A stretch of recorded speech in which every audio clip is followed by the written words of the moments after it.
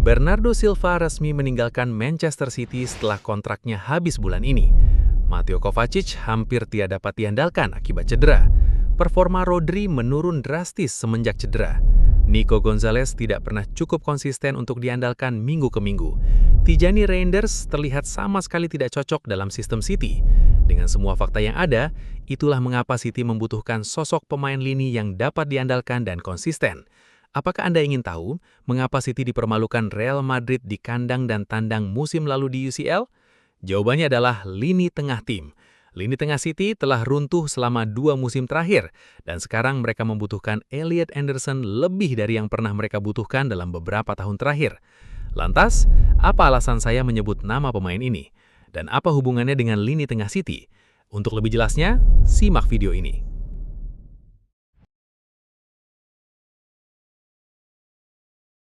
Menurut lo berapa valuasi untuk seorang Elliot Anderson? Pantasnya. Kalau melihat pasarnya Caicedo, Enzo, siapa lagi? Siapa yang 100 jutaan? Grealish 100 juta. Siapa gelandang-gelandang? Ya mereka minta 100 juta juga kan. Nggak make sense juga. Declan Rice 100 juta. Ya 60 juta mah udah bagus ya. Ini gila sih. Baru nongol dia. Yang jelas MU katanya nggak akan bisa bayar untuk Elliot Anderson, apalagi ngikutin harganya segitu. Jadi memang pole positionnya paling besar ya di Manchester City. Feeling gue mungkin antara 80 sampai 100 ya. Iya. Ya kayak harga di Karnes ya, beda-beda tipis lah ya. Mari kita perjelas posisi Manchester City sebenarnya menjelang musim depan. Untuk lini pertahanan dan depan, saya rasa tim ini tidak perlu banyak perubahan. Bagaimana dengan lini tengah? Dan itulah satu area yang sangat penting oleh tim manapun. Tanpa lini tengah yang berfungsi, tim tidak dapat mendominasi penguasaan bola, tidak dapat mengontrol tempo, tidak dapat melindungi pertahanan atau bahkan memasok serangan secara konsisten. Di bawah Pep, Manchester City membangun seluruh identitas tim berdasarkan kontrol lini tengah. Rodri adalah jantung dari sistem itu selama bertahun-tahun.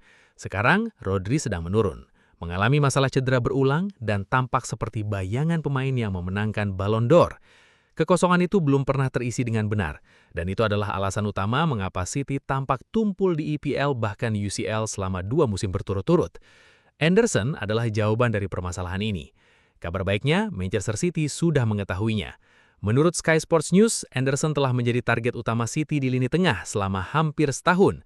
Direktur sepak bola Hugo Viana mengidentifikasinya sebagai profil ideal untuk mengisi kekosongan yang ditinggalkan kepergian Bernardo Silva. Enzo Maresca, manajer baru City, dikabarkan mendukung upaya perekrutan sejak awal. Fabrizio Romano bahkan telah mengkonfirmasi City akan mencoba untuk menyelesaikan kesepakatan sesegera mungkin.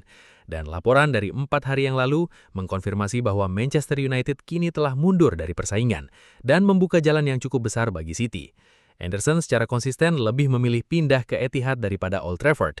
Dengan United menarik minat mereka, ini terasa semakin dekat dengan kesepakatan yang sudah selesai. Biaya transfer adalah satu-satunya kendala. Nottingham Forest menginginkan lebih dari 105 juta euro. City lantas mengajukan tawaran awal yang jauh di bawah nilai sebenarnya. Mereka kembali dengan tawaran kedua senilai 106 juta euro ditambah 15 juta dalam bentuk bonus, yang menurut laporan tidak dapat ditolak Nottingham Forest. Sang pemilik klub Marinakis juga dengan berat hati menerima bahwa Anderson akan pergi musim panas ini. Artinya, sekarang ini menjadi masalah harga daripada apakah transfer itu akan terjadi sama sekali. Sekarang pertanyaan yang ditunggu-tunggu penggemar adalah, seberapa hebat pemain ini sampai dihargai lebih dari 100 juta euro? Kita akan membahasnya di chapter selanjutnya.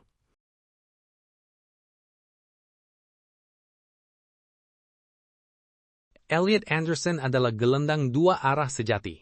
Dia bertahan dan menyerang dengan intensitas yang sama, dan kombinasi itu sangat langka.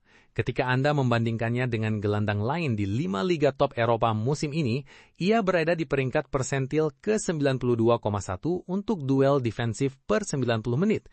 Itu berarti ia secara konsisten menjadi salah satu pemain yang paling agresif dalam merebut bola di posisinya di seluruh benua.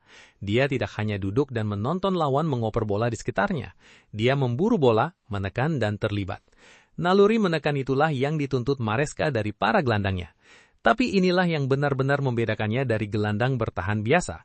Dia berada di peringkat persentil ke-98,4 untuk sentuhan di area penalti lawan per 90 menit. Pikirkan angka itu sejenak. Seorang gelandang bertahan yang sering masuk ke kotak penalti lawan daripada setiap gelandang lainnya di Eropa. Dia tidak hanya duduk di belakang untuk merebut bola. Dia bergerak maju, datang terlambat ke posisi berbahaya, dan mengancam gawang.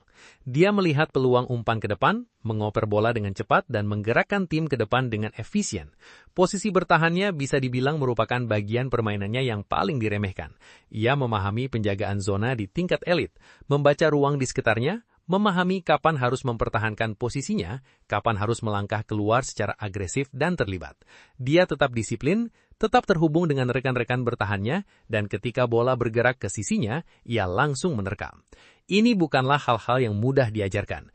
Ini adalah kualitas yang dimilikinya, dan Anderson memilikinya secara alami di usianya yang baru 23 tahun. Dalam permainan membangun serangan, dia adalah pilihan yang sabar dan dapat diandalkan. Dia turun di antara garis pertahanan untuk menerima bola di bawah tekanan, melakukan sentuhan dan membantu timnya bermain melewati tekanan.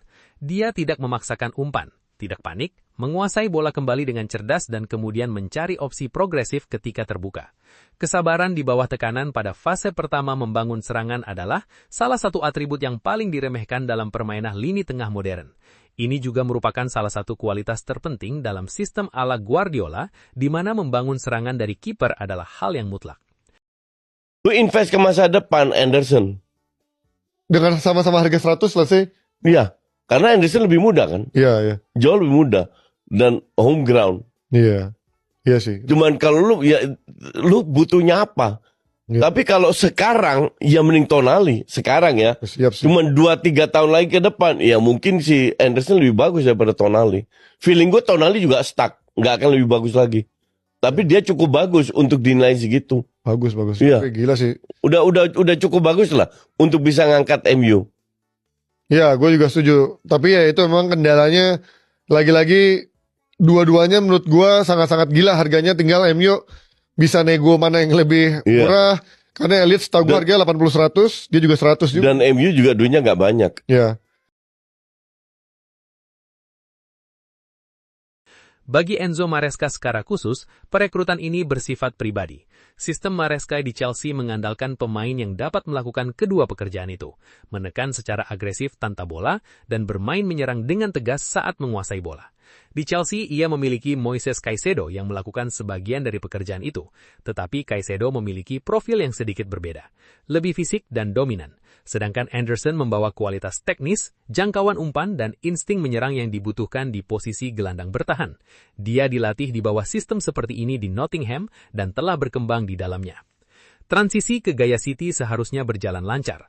Mereka punya uang, punya iniat, Maresca menginginkannya, Anderson menginginkan City, Nottingham menginginkan biaya transfer, dan pemilik Marinakis telah menerimanya. Kesepakatan ini hampir selesai dan ketika itu terjadi, itu akan menjadi perekrutan paling signifikan yang dilakukan Manchester City sepanjang jendela transfer musim panas ini. Itulah serangkaian pembahasan tentang transfer dan kehebatan Elliot Anderson yang telah kita simak bersama. Jika kalian ingin berpendapat berbeda atau sekedar dukungan, silakan ketik di kolom komentar di bawah. Terima kasih sudah menonton hingga detik ini dan tunggu pembahasan menarik lainnya di video selanjutnya.